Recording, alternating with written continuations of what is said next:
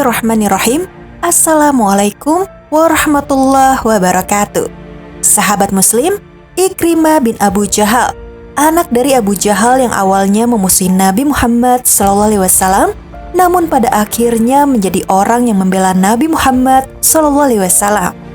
Lantas, bagaimanakah kisah Ikrimah bin Abu Jahal yang mendapatkan hidayah Islam? Berikut ini kisah selengkapnya.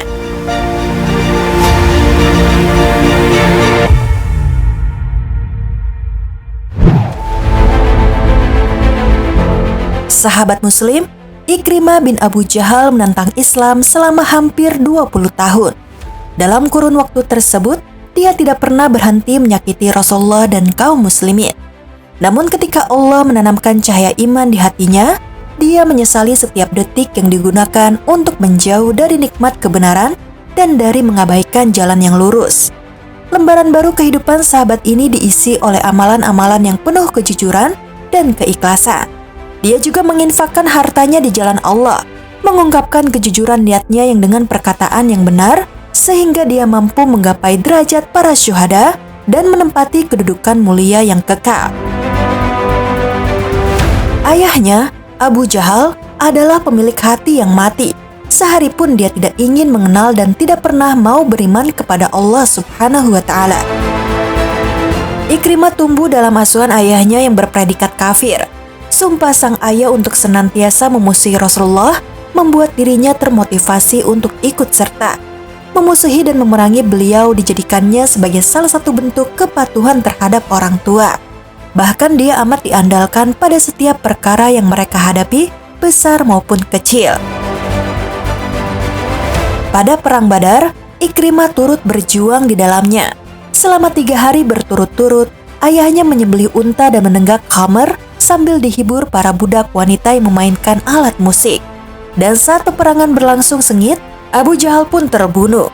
Awalnya dilumpuhkan oleh Mu'adz bin Amr bin Jamuh dan Mu'awidz bin Afra, sebelum kemudian Abdullah bin Mas'ud radhiyallahu anhu memenggal kepalanya. Dia bergegas kembali ke Mekah setelah terpaksa meninggalkan jasad ayahnya di medan pertempuran itu, karena tidak memungkinkan dibawa pulang untuk dikuburkan di Mekah. Semenjak peristiwa yang memilukan tersebut, situasi dan kondisi bertambah buruk. Permusuhan Ikrimah terhadap Islam tidak hanya untuk melindungi kaum dan agamanya, tetapi juga untuk membalas dendam atas kematian Abu Jahal, ayahnya. Ikrimah mengajak orang-orang yang berada di sekitarnya agar memusuhi Islam dan kaum muslimin hingga tiba saatnya perang Uhud. Bersama istrinya, Ummu Hakim, dia mengikuti perang ini dengan tekad yang kuat. Kaum musyrikin menempatkan kaum wanita di belakang barisan. Mereka memukul rebana untuk menyemangati para prajurit Quraisy dalam berperang, dan supaya para penunggang kuda tetap bertahan alih-alih melarikan diri. Khalid bin Walid berada di sayap kanan, sedangkan Ikrimah bin Abu Jahal berada di sayap kiri. Keduanya memerangi para pejuang muslim dengan sengit, sampai pemanah-pemanah Nabi berbuat kekeliruan. Mereka meninggalkan bukit untuk mengambil harta rampasan. Maka pasukan Khalid dan Ikrimah segera menyerbu kaum muslimin yang lengah, sehingga 70 sahabat terbunuh.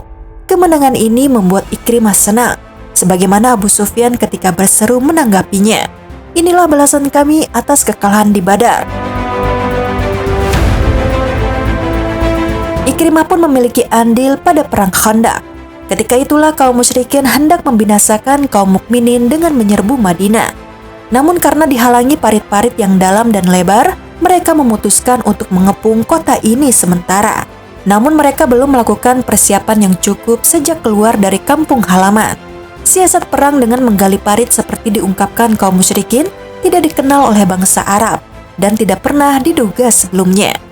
Para prajurit kafir mengelilingi parit di luar gerbang Madinah dengan wajah yang gerak, berusaha mencari titik lemahnya agar bisa menerobos melalui celah. Kaum muslimin terus mengawasi gerak-gerik mereka dan sesekali memanahi mereka yang mencoba mendekati parit tersebut.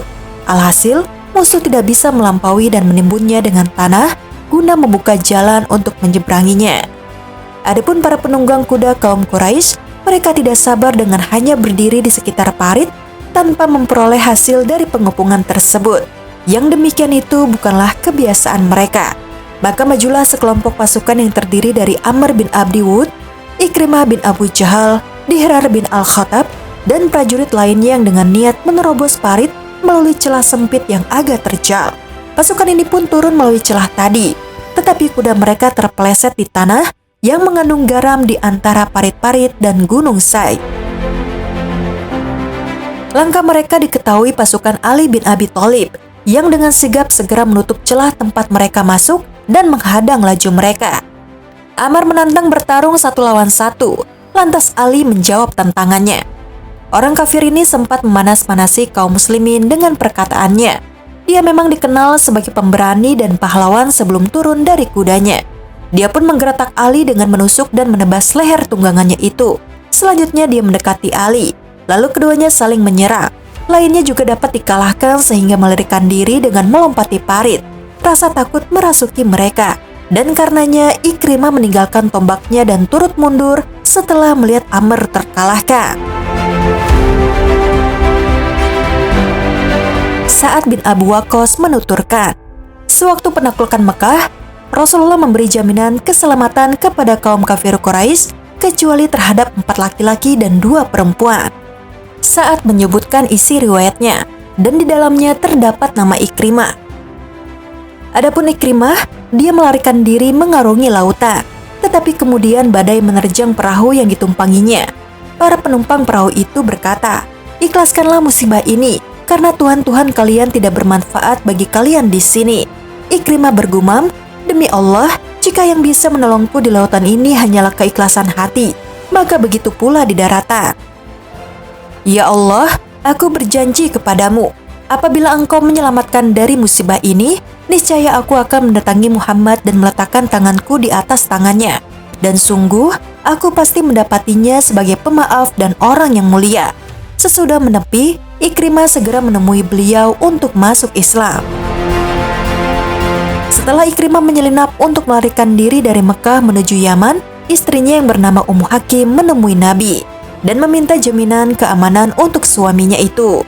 Sebelumnya, wanita ini menyatakan 2 kalimat syahadat di hadapan beliau.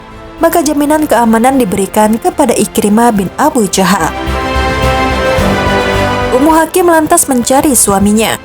Tidak lama berselang, dia menjumpai suaminya di tepi laut, tepatnya di wilayah Tihama. Ikrimah pun dibawa menghadap Rasulullah, dan dia memeluk Islam saat itu juga. Keislamannya baik sebagaimana persaksian para sahabat. Lembaran baru kehidupan Ikrimah memancarkan pengorbanan, perjuangan, dan penebusan kesalahan. Setiap kali bersumpah, dia mengatakan, "Tidak, demi Allah yang menyelamatkan aku pada perang Badar." Suatu ketika, Ikrimah meletakkan mushaf di wajahnya seraya berkata, "Kitab Robku, kitab Robku." Dia menangisi hari-hari yang dahulu dihabiskannya untuk memusuhi Nabi Muhammad SAW. Ikrimah menjadi anggota pasukan berkuda dalam pergerakan jihad kaum muslimin. Dia pun dikenal sebagai sahabat yang pemberani dan seorang ahli ibadah.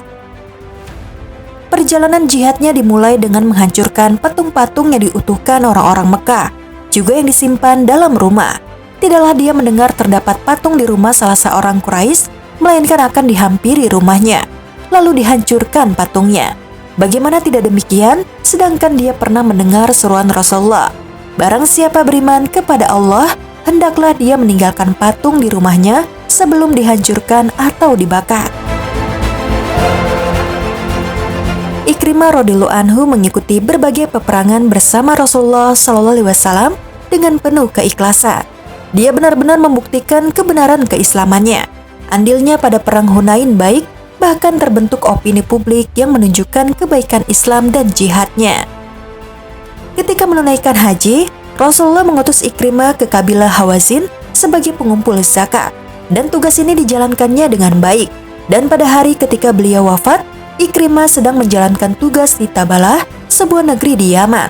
Seusai menyelesaikan tugasnya di sana, dia kembali ke Madinah dan segera bergabung bersama muhajirin lainnya di bawah bendera Khalifah Muslimin pertama, Abu Bakar As-Siddiq radhiyallahu anhu.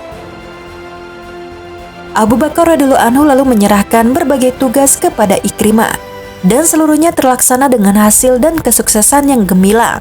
Begitu pula sewaktu memerangi orang-orang murtad. putra Abu Jahal ini memiliki jasa yang mulia. Ketika itu, dia ikut berpartisipasi memerangi para pembangkang yang berasal dari Bani Hanifah.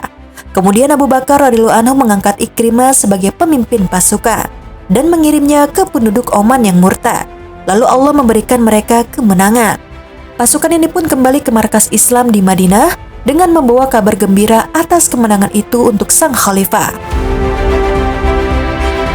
Pada perang Yarmuk, Khalid bin Walid radhiyallahu anhu menemui Ikrimah bin Abu Jahal radhiyallahu anhu dan Qa'qa bin Amir radhiyallahu anhu. Keduanya diperintahkan untuk menyerang musuh. Qa'qa dan Ikrimah lantas melantunkan syair dan mengajak kaum muslimin untuk berjuang sekuat tenaga. Para kesatria turun ke medan perang dan peperangan berlangsung sengit. Ikrimah berseru dalam kondisi genting, "Dahulu aku memerangi Rasulullah di segala medan. Sekarang mungkinkah aku lari dari kalian? Siapakah yang ingin berbaiat untuk mati syahid?" 400 prajurit pejalan kaki para penunggang kuda pun berbaiat. Pamannya, Haritsah bin Hisham dan Dhihr bin Azwar ikut berbaiat. Mereka bertempur mati-matian di dekat kemah Khalid hingga semuanya terluka parah. Dalam keadaan kritis, Ikrimah dibawa ke kemah Khalid. Kepalanya dibaringkan di paha sang panglima. Begitu juga Amr bin Ikrimah, dia dibawa ke hadapan Khalid lalu kepalanya dibaringkan di atas betis. Lalu Khalid mengusap wajah keduanya dan meneteskan air ke tenggorokan mereka. Semoga Allah meridhoi sahabat yang agung yang syahid dalam perang Yarmuk ini. Ibnu Katsir berkata, seseorang mengatakan bahwa Ikrimah tidak memiliki dosa memeluk Islam. Imam Asy-Syafi'i berkata, Ikrimah orang yang terpuji perilakunya semenjak memeluk Islam. Abu Ishaq As-Subai berkata, Ikrimah terjun ke medan pada perang Yarmuk. Dia bertempur dengan sengit sebelum akhirnya mati syahid. Ketika itu, kaum muslimin mendapat 73 sampai 79 tusukan tombak dan panah serta sayatan pedang di tubuhnya.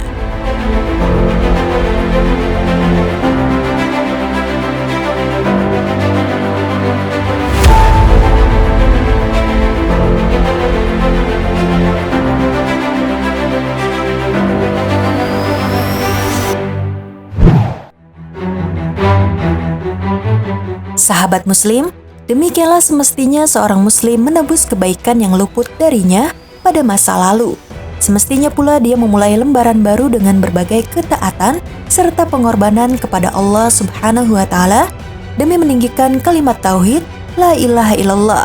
Semoga kemuliaan dalam medan laga, darah yang sekian lama menyatu dengan kecintaan kepada Allah dan Rasulullah serta kerinduan untuk membela agamanya. Semoga kita bisa mengambil hikmah dari kisah sahabat yang mulia ini, Ikrimah bin Abu Jahal radhiyallahu anhu.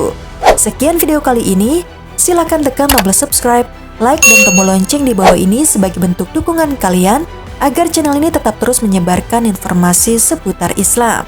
Dan terima kasih untuk yang sudah subscribe. Wassalamualaikum warahmatullahi wabarakatuh.